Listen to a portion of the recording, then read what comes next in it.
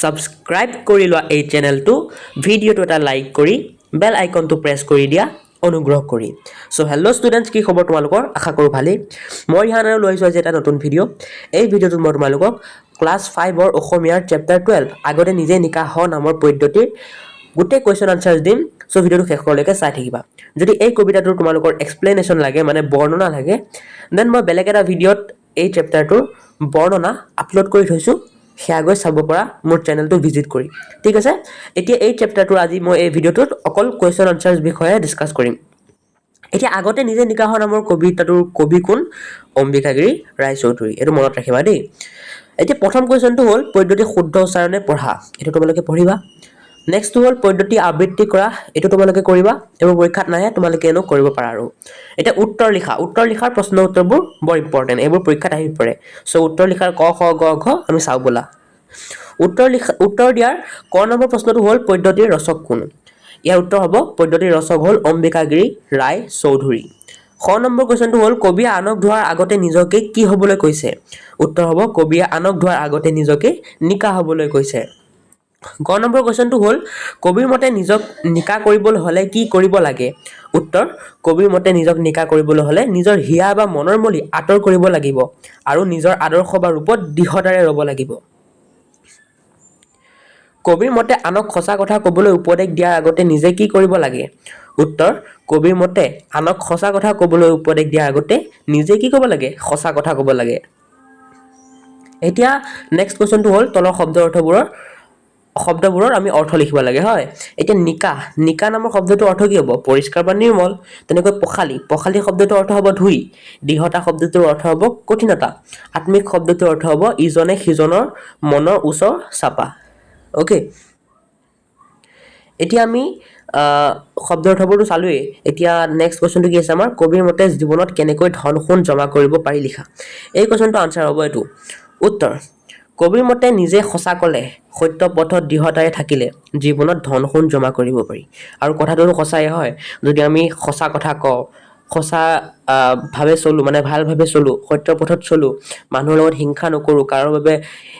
বেয়া নকৰো কাৰো লগত তে আমাৰ কি হ'ব ভগৱানে আমাক কি কৰিব ভাল বস্তু দিব ধন সোণ বেছিকৈ দিব হয় সো আনসাৰটো এটোই হ'ব এতিয়া নেক্সট কোৱেশ্চনটো হ'ল পদ্য ফাকি বুজাই লিখা ইয়াৰ ক নম্বৰটো কৈছে নিজৰ হিয়া মনৰ মৰি ধুই পখালি ল এটো আমি বুজাই লিখিব লাগে তো বলা লিখো নিজৰ হিয়া মনৰ মৰি ধুই পখালি ল এতিয়া এই কোৱেশ্চনটো উত্তৰ লিখোতে তোমালোকে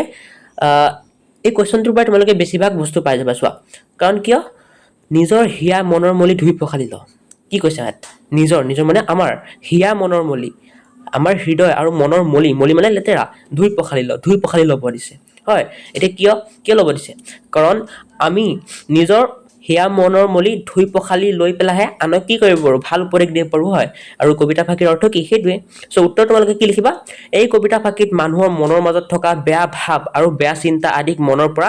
আঁতৰাই মনটো শুদ্ধ কৰি ল'বলৈ কোৱা হৈছে ঠিক আছে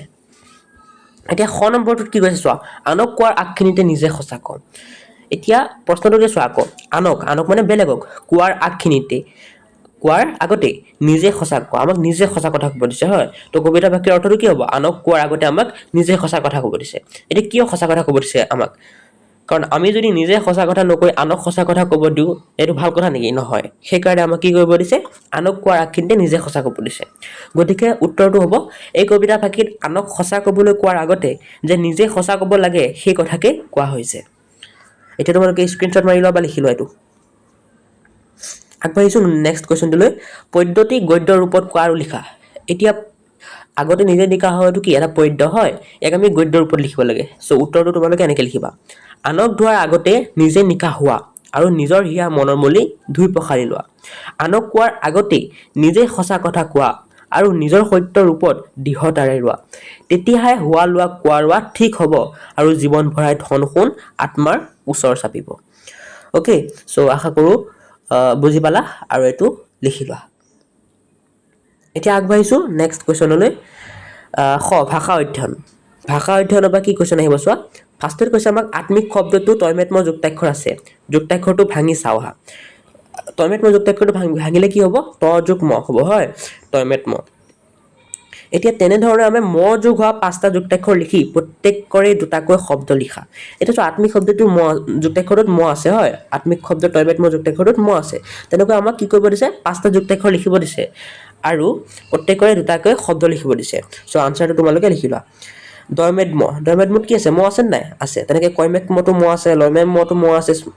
খয়মেচ মটো ম আছে নয়মেন মটো ম আছে আৰু গোটেই কেইটা দি মই 5টা দুটা শব্দ লিখি দিছো ঠিক আছে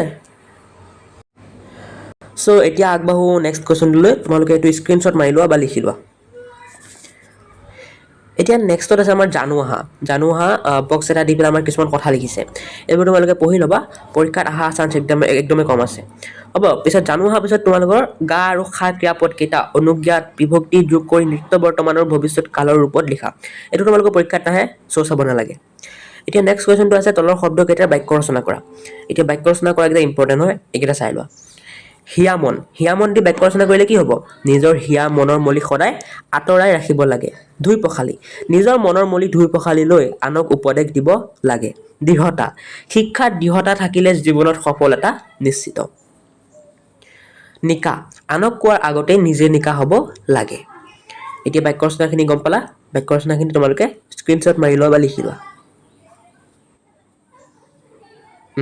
এতিয়া আগবাঢ়িছো নেক্সট কোৱেশ্চন তলৰ শব্দবোৰৰ বিপৰীত অৰ্থ বুজোৱা শব্দ লিখা এতিয়া শব্দবোৰ আমাৰ সত্য নিজৰ জমা আত্মীয় নিকা হয় ইয়াৰ বিপৰীত অৰ্থ বুজোৱা শব্দ কি হ'ব